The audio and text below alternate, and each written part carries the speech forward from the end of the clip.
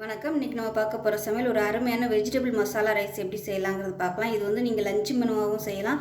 Lunch box குழந்தைகளுக்கு கொடுக்குறதுக்கும் ரொம்பவே ஹெல்த்தியாக இருக்கும். ஏன்னா எல்லா காய்கறியும் போட்டு பண்ணியிருக்கிறதுனால ரொம்பவே அருமையாக இருக்கும். அதே மாதிரி மசாலா எல்லாமே நம்ம அரைச்சி போட்டிருக்கோம். அதனால் குழந்தைங்க வந்து விரும்பி சாப்பிடுவாங்க. இதுக்கு சைடிஷ் பார்த்திங்கன்னா ஏதாவது வறுவல் ஐட்டம் வச்சுக்கலாம். அப்படி இல்லைன்னா பிளெயின் குருமா வச்சு சாப்பிட்டோம்னா அருமையாக இருக்கும். ஸோ வாங்க இந்த மசாலா ரைஸ் எப்படி செய்யலாங்கிறத பார்க்கலாம்.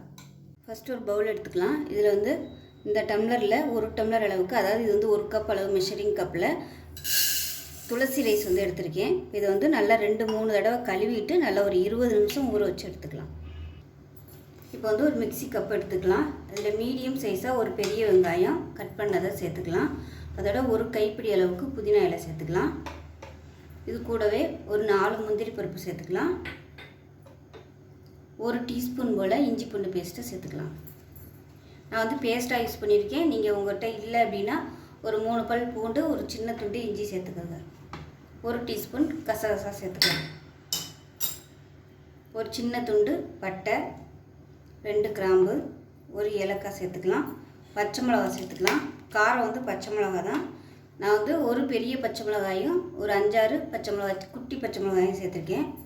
இதில் வந்து ஒரு 3 டேபிள் ஸ்பூன் துருவின தேங்காய் சேர்த்துக்கலாம். இது கூடவே கொஞ்சமாக கொத்தமல்லியும் சேர்த்துக்கலாம். இப்போ இதில் ஒரு அரை தக்காளியை வந்து சேர்த்துக்கலாம். இப்போ இது எல்லாத்தையுமே நல்லா நைஸாக அரைச்சிட்டு பார்க்கலாம். இப்போ ஒரு குக்கர் எடுத்துக்கலாம். இப்போ கொஞ்சமாக நெய் விட்டுக்கலாம். இப்போ கடலை எண்ணெய் சேர்த்துக்கலாம். இது வந்து லஞ்ச் பாக்ஸுக்கு கொடுக்குறதுனால கொஞ்சம் எண்ணெய் கூட இருந்தால் தான் சாதம் வந்து உதிரியாகவும் இருக்கும். இல்லைன்னா ரொம்ப அப்படியே காஞ்சி போய் ரொம்ப ட்ரையாக இருக்கும். பசங்க சாப்பிட்றதுக்கு கஷ்டமாக இருக்கும். அதனால் நீங்கள் வந்து நெய் கூட கொஞ்சம் அதிகம் விட்டுக்கலாம்.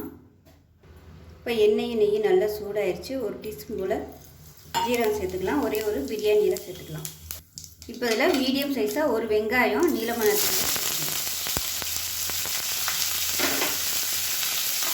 இந்த வெங்காயம் நல்லா வதங்கணும். வெங்காயம் வதங்குறதுக்கு உப்பு சேர்த்துக்கலாம். இந்த அரிசி வந்து ஃபஸ்ட்டு ஊற வச்சுருங்க. ஊற வச்சுட்டு காய்கறி எல்லாம் நறுக்கி தாளிச்சிங்கன்னா உங்களுக்கு கரெக்டாக 20 நிமிஷம் வரும். தாளிக்கிறதுக்கும் அது ஊறுறதுக்கும் கரெக்டாக இருக்கும். இப்போ வெங்காயம் ஓரளவுக்கு வதங்க ஆரம்பிச்சிச்சு. இதில் ஒரு அரை தக்காளி சேர்த்துக்கலாம். ஏற்கனவே ஒரு தக்காளி வந்து நம்ம அரைச்சிருக்கோம். இதில் வந்து கொஞ்சமாக சேர்த்தா போதும்.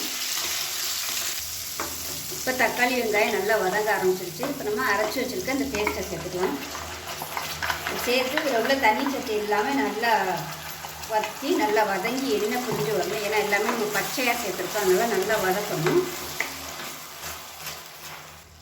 இப்போ மசாலா வந்து நல்லா வதங்கிட்டு இருக்குது. இதில் வந்து நம்ம இப்போ காய்கறி எல்லாம் சேர்த்துடலாம். ஒரு கைப்பிடி அளவுக்கு கேரட் சேர்த்துக்கலாம். அதே மாதிரி ஒரு கைப்பிடி அளவுக்கு பீன்ஸ் சேர்த்துக்கலாம்.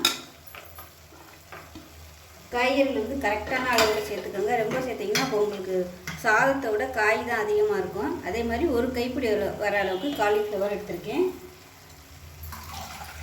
அது மாதிரி ஒரு கைப்பிடி வர அளவுக்கு உருளைக்கிழங்கு மட்டும் கொஞ்சம் எக்ஸ்ட்ரா சேர்த்துருக்கேன். ஏன்னா ஒரு உருளைக்கிழங்கு கொஞ்சம் அதிகமாக வந்துருச்சு. அதனால் எது இருக்கோ நீங்கள் அதை வச்சு பண்ணிக்கோங்க.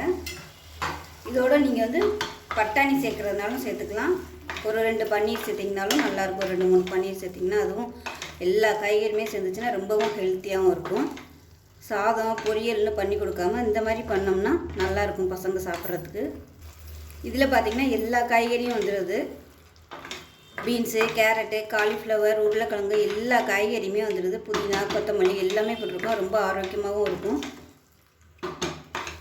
கண்டிப்பாக லஞ்ச் பாக்ஸுக்கு வந்து இது மாதிரி செஞ்சு கொடுங்க. இதில் உள்ள எல்லாமே வந்து நம்ம நைட்டே வந்து ஃப்ரிட்ஜில் எடுத்து வச்சிடலாம். பெரிய வெங்காயத்துக்கு பதில் சின்ன வெங்காயம் சேர்த்திங்கன்னா டேஸ்ட்டு சூப்பராக இருக்கும். நல்ல ஃப்ளேவராகவும் இருக்கும். எல்லாமே நம்ம நறுக்கி டப்பாவில் போட்டு வச்சுட்டோம்னா காலையில் ஈஸியாகவே இருக்கும். காய்கறியெல்லாம் கூட நறுக்கி வச்சிடலாம்.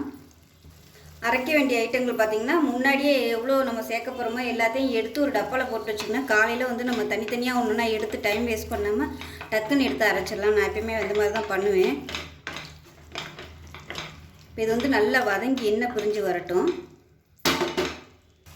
இப்போ காய்கறி வந்து நல்லா வதங்கட்டும். இப்போ நம்ம அரிசி வந்து ஊற வச்சுருந்தோம் இல்லையா, நான் வந்து 1 டம்ளருக்கு 2.25 டம்ளர் தண்ணி வச்சுருக்கேன். அதாவது இந்த துளசி அரிசிங்கிறதுனால 2.25 டம்ளர் தண்ணி வச்சுருக்கேன். இப்போ தண்ணி வந்து இருத்துக்கலாம். இருத்துட்டு இதை வந்து சூடு பண்ணிக்கலாம். இதுவே நீங்கள் ஜீரக சம்பா அரிசியாக இருந்துச்சுன்னா 2 டம்ளர் வைங்க போதும். 1.25 2 டம்ளர் வரைக்கும் வச்சிங்கன்னா சாதம் வந்து நல்லாயிருக்கும். இது வந்து வந்து பாஸ்மதி அரிசிக்கு வந்து இந்த மசாலா போட்டு வதக்குறது செட் ஆகாது. அதனால் நீங்கள் வந்து ஒன்று வந்து நம்ம சாப்பாட்டு அரிசி கூட ட்ரை பண்ணலாம், ஜீரக சம்பா இல்லை துளசி அரிசி, இது 3 ட்ரை பண்ணுங்கள். பாஸ்மதி அரிசிக்கு வந்து இந்த மாதிரி மசாலா அரைச்சி பண்ணுறது வந்து செட் ஆகாது. ப்ளைனாக பண்ணுறது தான் அதுக்கு வந்து நல்லாயிருக்கும். நான் நார்மலாக பார்த்திங்கன்னா ஜீரக சம்பா அரிசி தான் யூஸ் பண்ணுவேன். அது எப்போயுமே பார்த்திங்கன்னா குக்கரில் வைக்கும்போது 1 டம்ளருக்கு 1.5 டம்ளர் தண்ணி வைப்பேன். தம்மில் போடுறதா இருந்தால் 2 பங்கு தண்ணி வைப்பேன். இது வந்து துளசி அரிசி வந்து நான் அதிகமாக யூஸ் பண்ணதில்லை, அதிகமாக சுத்தமாகவே யூஸ் பண்ணதே கிடையாது. அதனால் அளவு எப்படி தண்ணி வைக்கிறதுன்னு எனக்கு தெரியவே தெரியாது. இப்போ தான் வந்து கரெக்டான அளவில் வந்து தண்ணி வச்சுருக்கேன். லாஸ்ட் வந்து 2 டம்ளர் வச்சேன். அதாவது 1 டம்ளருக்கு 2 டம்ளர் தண்ணி வச்சுமே பார்த்திங்கன்னா சாதம் வந்து கொஞ்சம் விதையாக தான் இருந்தது. அதனால் இன்றைக்கி வந்து 2.25 டம்ளர் அளவுக்கு தண்ணி வச்சுருக்கேன். இப்போ மசாலா நல்லா வதங்கி லைட்டாக அப்படியே எண்ணெய் கசிய ஆரம்பிக்குது. இந்த ஸ்டேஜில் நம்ம சுடுதண்ணி வந்து பக்கத்தில் காய வச்சு வச்சுருக்கேன். இப்போ அந்த தண்ணியை சேர்த்துக்கலாம். அது 1 டம்ளருக்கு 2.25 டம்ளர் தண்ணி ஊற்றி ஊற வச்சுருந்த அரிசி வந்து சூடு பண்ணிவிட்டு சேர்த்துருக்கேன். இப்போ இந்த மசாலா எல்லாமே ஒன்று சேர்ந்து கொஞ்சம் தளன்னு கொதிக்கட்டும். இப்போ இதில் தேவையான அளவுக்கு உப்பு சேர்த்துக்கலாம். உப்பு வந்து சுருக்குன்னு இருக்கிற மாதிரி சேர்த்துக்கோங்க. இப்போ நல்லா 1 நிமிஷம் கொதிச்சிருச்சு மசாலா எல்லாமே. இப்போ நம்ம வந்து ஊற வச்சுருந்த அரிசியை சேர்த்துக்கலாம்.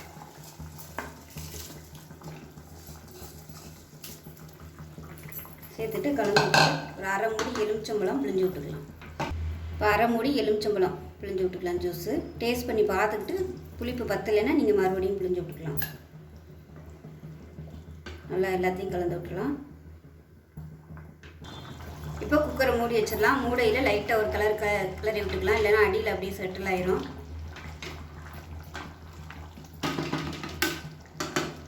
மூடி வச்சுட்டு 2 விசில் விட்டுட்டு ஸ்டீம் போனதுக்கப்புறம் பார்க்கலாம். இப்போ மசாலா ரைஸ் எப்படி இருக்குன்னு பார்க்கலாம். பாருங்கள், சாதம் வந்து நல்லா சூப்பராக வந்துருச்சு.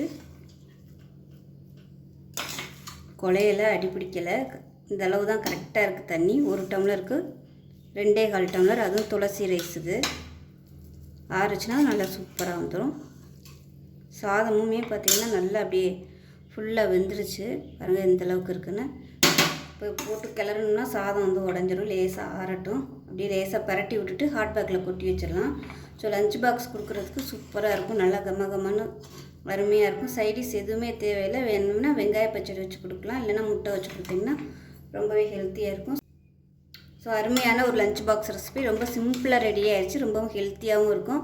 செஞ்சு பாருங்கள். செஞ்சு பார்த்துட்டு எப்படி வந்துச்சுங்கிறத சொல்லுங்கள். வீடியோ பிடிச்சிச்சின்னா லைக் பண்ணுங்கள், கமெண்ட் பண்ணுங்கள், சேனலை சப்ஸ்கிரைப் பண்ணுங்கள், பக்கத்தில் உள்ள பெல் பட்டனையும் ப்ரெஸ் பண்ணுங்கள். நன்றி.